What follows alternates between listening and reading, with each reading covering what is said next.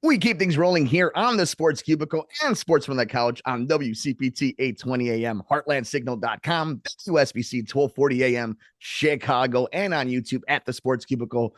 I'm your host, Mike Mercado, with the one and only Daniel Marver, and we are finally going to put to rest the 2025, a little bit of the 2026 Chicago Bears. And there's a lot of different ways I wanted to go down this road, and it's really good to have Marver on here because we've had so many different ups and downs in the 2025 season, so many exciting moments, so many moments that have brought so much optimism for Chicago.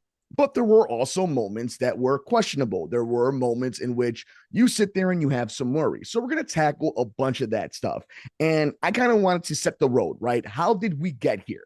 We have the 11-6 record after the first year of Ben Johnson being the head coach of the Chicago Bears, an NFC North championship, a wild card win, and that wild card win being against a boogeyman that your franchise has had for over 20 years at this point. So that is the foundation in which we are talking about this conversation. So with that, I wanted to use an old classic, the good, the bad, and the ugly of the 2025 Chicago Bears. And Marver, I'm going to start with the good. Obviously, it starts with two all-time wins against the Green Bay Packers. That is what we're going to remember about this season. The Week 16 comeback and the wild card round comeback. Those are two all-timers that might have changed the fortune of your franchise moving forward. But really, the streamline of this entire season has been the maturation, the collaboration, and the growth of Caleb Williams and Ben Johnson. This is an offense that averaged 26 points a game and had 49 offensive touchdowns. This wasn't a fluky offense, a gimmicky offense. This was an offense that continued to mature, continued to evolve in different ways, and legitimize the Chicago Bears being a top 10 offense, which I don't think we were ever going to say unless it was going to be a one-off. But this feels like it's sustainable. So let's start there, Marver. What was the good that you saw from the 2025 Chicago Bears regular season overall, whether it was Caleb Williams, whether it was Ben Johnson, the emergence of the rookies? Where do you land on the good for this year's Chicago Bears? Obviously they far exceeded expectations, and I think that Caleb Williams is growing into the franchise quarterback that we expected him to be, and Ben Johnson, despite his lack of previous head coaching experience, uh, see did a great job. I mean, obviously there were problems and he made mistakes, but they were able to overcome them with a lot of remarkable comebacks, and now 2 wins over Green Bay. I think Caleb has more wins over Green Bay than anybody since, I think, Cutler or Grossman. I don't know who, but it's been a long time. So those are all big positives. Obviously, there are things that need to be corrected, but overall, I think that they did a remarkable job, and it's just a shame they're not playing Seattle today. Yeah, it is one of those moments in which you sit back and you think about the alternate timelines, right? Like watching all the good this Bears team did, the turnovers could have been it. Kevin Byard leading the league in interceptions, the way this defense would make that magical play that would keep the Bears in a game after breaking the entire game, if you will. So that brings me to the bad. And I think the bad, because there's one glaring ugly of the 2025 Chicago Bears, but when it comes to the bad, it's the slow starts. And this was a team that took too long and is too talented and is too smart to be behind the eight ball as often as they are. And this is one of the worries I have about next season. In this specific year, it was a trend that the Bears were able to come back after being so far behind or making mistakes, turnovers, whatever the case may be. That is not transferable into next year. There's no guarantee you're going to have the leading getter in interceptions in your secondary. There's no guarantee that you're going to lead the league in comebacks. That is not transferable. That is not something that you can count on. That is a yearly thing. Those happen in spurts. That's the lightning in the bottle. And if you're looking at a team that's going to have slow starts and a team that isn't going to have the same type of fortune it had the previous season, You don't have as many comebacks. You're not winning 11 games. So this offseason, during training camp, all the mini camps, all the OTAs, they have to get things straight. That coaching staff needs to make sure, as well ran as this team is, that the first 30 minutes are just as important as the last 30 minutes of a football game. Marver, what was the bad of the 2025 Chicago Bears? I mean, obviously you've nailed it with the slow starts, but there were times where there was defensive lapses, and there's obviously some questionable decisions on fourth downs, things of that nature. But that goes with the territory. The thing is that they're obviously going to now have more of a target on their back. They're going to have the first place schedule. There's going to be changes in personnel. It's not going to be the same locker room, obviously. So it's going to be a whole new, not a whole new team, but there's going to be changes enough that it's going to not be exactly the same team as this year. So they're going to have to adjust. I mean, the running back, I think position, it was beyond expectations, but I think there could be improvement there, improvement in the secondary, and still there wasn't enough production from the defensive line. So there needs to be improvement in all those areas. But I think the offense is on the right track, but I think that they could add a few more pieces to that as well. And if you look at the bad as well, the injuries just piled up on this team. That secondary was dismantled by the time we got to week 13, week 14. It took a long time for Colston Loveland and Luther Burden to kind of emerge in this Bears offense. And one of the bads is the decline of Rome Odunze. Rome Odunze is a hell of a talent. Rome Odunze, when healthy, can be a top-tier wide receiver. He had a sophomore slump. And in the modern day NFL, the way we judge and we scout wide receivers, usually you have a major jump in your sophomore year, especially if your entire offense took a big-time jump. So going into this next season, going into this summer, that is something we're going to have to keep our eye on. We don't know what the future holds for DJ Moore. Again, what I think has been one of the more important players, not necessarily an unsung hero because he has gotten a lot of praise, but such a big time pillar of the foundation that is this era of Chicago Bears football.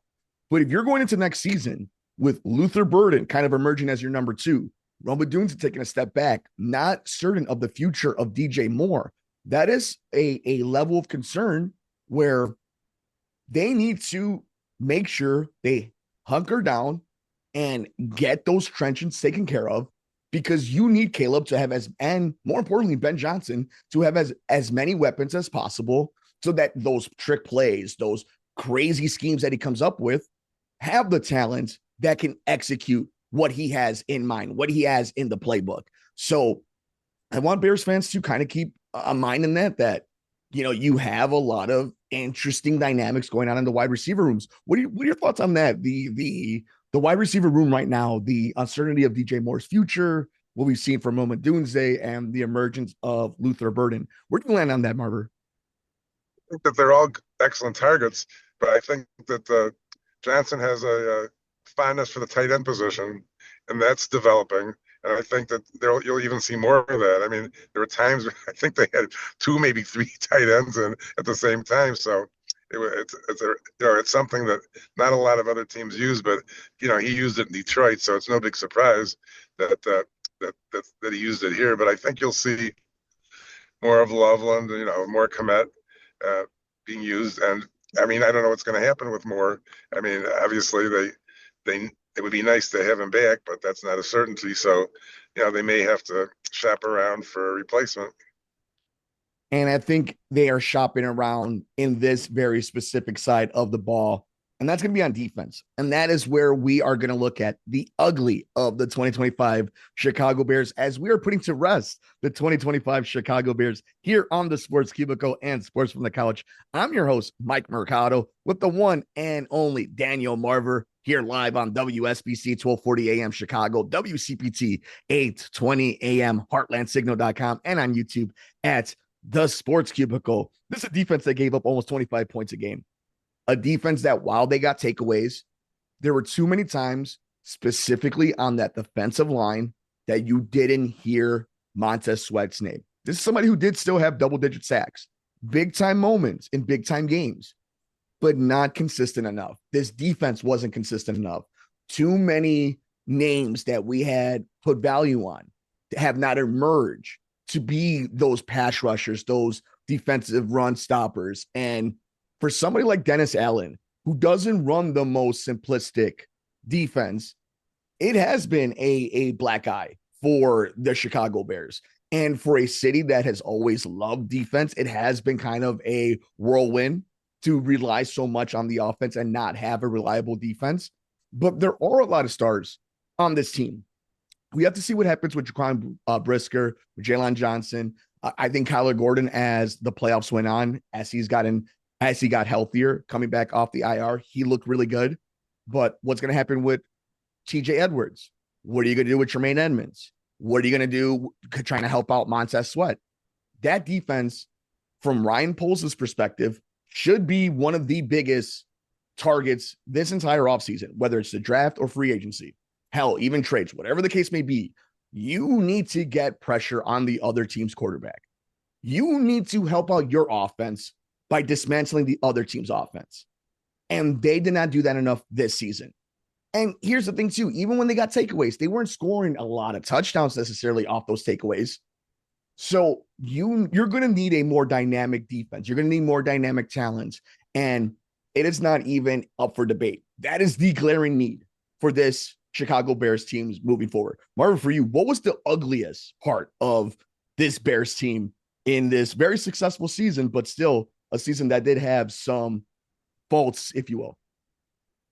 Well, you talk about the defense, but it was a mixed bag because the turnovers were they were leading the league in turnovers. I don't know if they ended up leading the league or not, but the interceptions, I mean, that really was a key to their success and the come from behind wins. So, you talk about the defense having warts, it does. I mean, obviously there were definitely some mistakes in the secondary, and you talk about Sweat and the lack of sacks and pressure on the opposing quarterback. So those were problems that need to be corrected. But the amazing thing is they were able to overcome that and win all those half dozen single score games. So you can't rely on that in the future. So obviously we talk about better starts, better pressure on the opposing quarterback, things of that nature would all be helpful to have a better season. It's going to be an interesting offseason, Marver, because there's going to be pressure on Caleb, obviously, heading into his third year. We know that a contract extension, all that talk is right around the corner.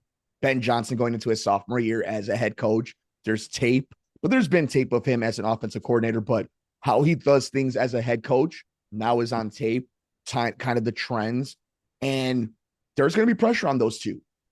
But from now until about May or June, all the pressure's on Ryan Poles and what he does to bolster this Bears team now. Look at the NFL in 2025 and moving forward. And this is from the last few years. It's a fast league. It's a parity league.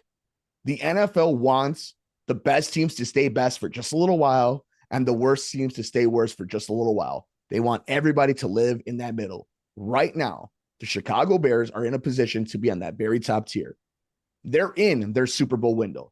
They were one win away. They were one stop away from being one game away from the Super Bowl. All that stuff matters in a league that moves so fast, in a league that drastically in one play can change your entire franchise. So right now, as of this snowstorm that all of America is living through, Ryan Poles needs to be in the bunker with Ben Johnson, with that entire franchise. Whoever is not going to get poached and become GMs in other teams, coaches for other staffs. And they have to make it a priority to do whatever it takes, an honest attempt to put the best team they can on the field next year. Because like we said, there's no guarantee you're going to be as successful as last year. You're going to be as lucky as last year. You're going to play as well as last year. Your window's open right now. Take advantage of it. Because when it closes, it's going to smack you right in the face. And you do not want to be the team that doesn't take advantage of having such a talented opportunity filled moment in front of you. Marver, any final thoughts on the 2025 Chicago Bears? Obviously, we're not done talking about the beloved over the next few weeks, but kind of overall, this team that gave us a lot of great memories, maybe raised our heart rate a little bit too much at times, but a successful season that didn't end in any type of confetti, but a season that we won't forget. Any final thoughts on this Chicago Bears team? I mean, going forward, we seem to have been able to do a great job in the division for the most part. Obviously, at the beginning of the year, did not. I mean, Detroit is still, I'm surprised that they didn't do as well as they did. The Bears didn't do so well against them. And you look at Minnesota. So I think you start with the division. You got to keep passing the division because that's how you get to the playoffs, by winning it. You can't always count on a wild card. So that's going to be the key. Even as I said at the beginning of the year, those 6 games against the divisional opponents we have to focus on those, and then try to do the best you can against the rest of the league, which is again going to be a harder task because they're going to be playing all the top teams based upon the way the schedule works next year. So it's going to be more of a challenge, and they won't be able to dig out of holes as easily, I don't think. And like I say, they now have more of a target on their back, and people be able to study tendencies. So it's going to be a harder task next year, I think, to replicate what they did, because obviously everything changes, the league changes, personnel changes. It's gonna be interesting to see what they do in the off season. And I think if you're a Bears fan and you see that first place schedule coming down the pipeline, your hope is like it was for any other team, right? Where the NFL changes so fast. And it's kind of the theme of the ending of this segment, where we've seen it this season. It doesn't matter if you have a first place schedule, a last place schedule. Every game is its own story. Every game, its own 60 minutes is his own season, because so much happens. And this season, the Bears were able to claw themselves out of some unbelievable situations and get some victories out of it. Let's hope they build on that. And let's hope maybe not the comebacks, all of the crazy games are what's transferable and moves over to next season. But maybe it's the knowledge and the confidence and all that experience that helps take the Bears go to the next level that I think all of us here want to see them go. On that note, Marver, I'm going to let you go. It has been a fun 2025 season. We're going to be counting on the Super Bowl in just a week. We'll be making our predictions. There's still so much football, and we are about to be in your wheelhouse, my friend. It is almost time where the Sports Cubicle goes full basketball. But until then, please take care of yourself, Marvelous, and everyone else. Please be safe out here in these cold weathers, in the snow, as we try to keep you warm right here on the Sports Cubicle and Sports from the Couch on WCPT 820 AM, heartlandsignal.com, WSBC 1240 AM, Chicago, and on YouTube at the Sports Cubicle. I'm your host, Mike Mercado. He's Dan Marver. We got a whole lot left on this edition of the Sports Cubicle.